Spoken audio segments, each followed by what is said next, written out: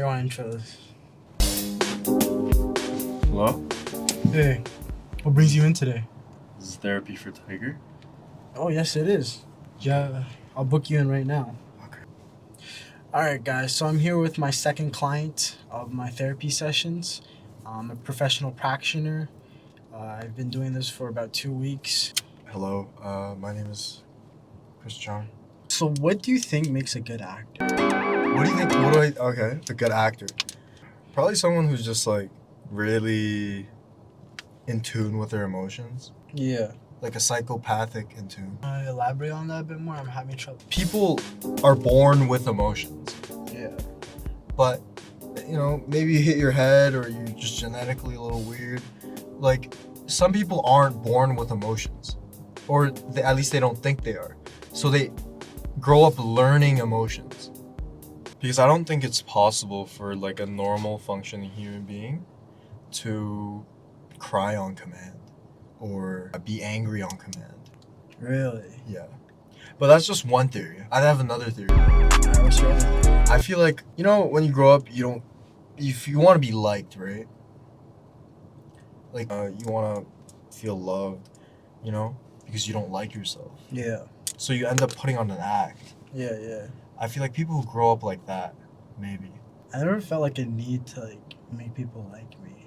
Really? Yeah. Do you think that's because you're just secure with yourself? I grew up with a family that always fucking ridiculed me and shit. Just cause they're all older than me Yeah. and they all teamed up against basically blame me for everything.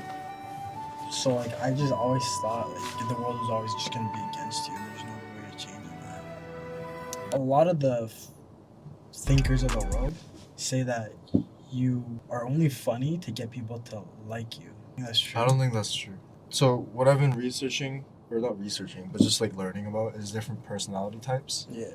And one of them is being a masochist, okay? So it's basically someone who enjoys pain or humiliation. And I think it's possible for someone to want to be funny in a way that's self-deprecating so that people laugh at them.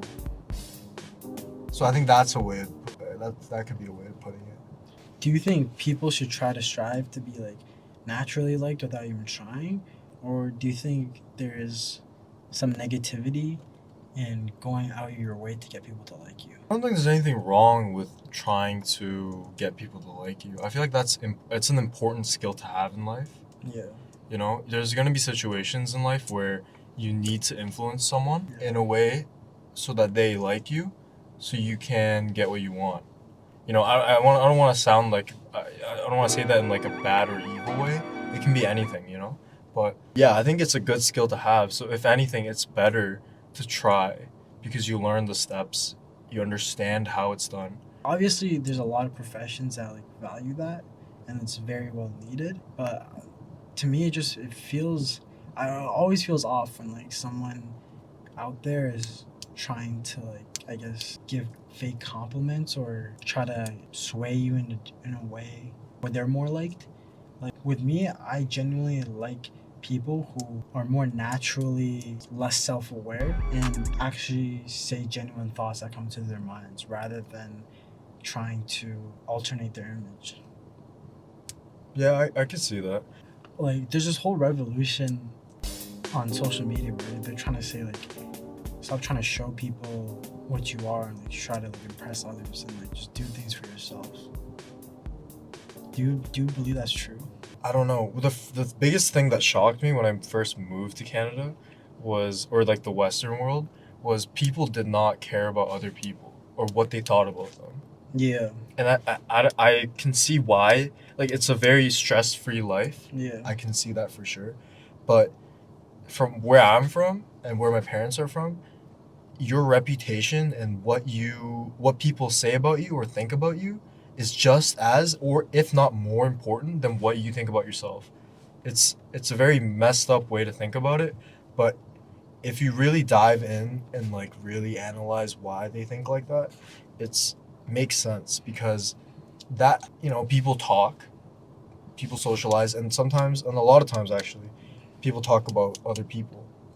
And what they talk about in that conversation and what like what they talk about you is gonna spread, and that's gonna matter later on. Okay, but what about this? In our very limited capabilities as humans, right? Yeah. We have very little control, right? So isn't it easier to have a life where you only care about things that you control or are in control of? Because your image of how you are perceived by others are in the hands of other people.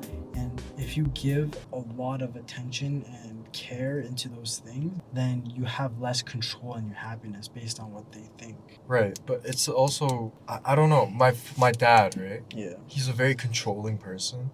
He tries to control almost everything, Yeah. and that's gotten him to be pretty successful. It's like a trade-off. You might not as well be happy, but you might become successful. Are you in like the category of people who wanted to be a professional trash taker, Okay. and then all your friends are like thinking that you're a poor, lower class person and like smelly, right? Yeah. Wouldn't you then not be that occupation of a professional trash take fit into a better perception for those people that you care about? Because that's something you care more about than like actually being professional trash taker, being more fulfilled in your own head. Maybe, but I feel like